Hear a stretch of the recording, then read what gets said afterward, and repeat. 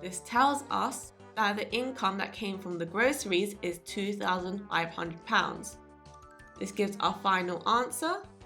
1/6 of the total income was groceries, and that amount is £2,500.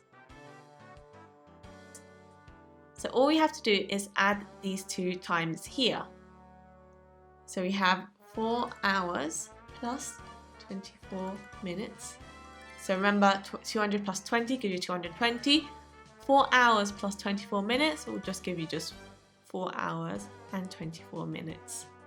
And that's our final answer here.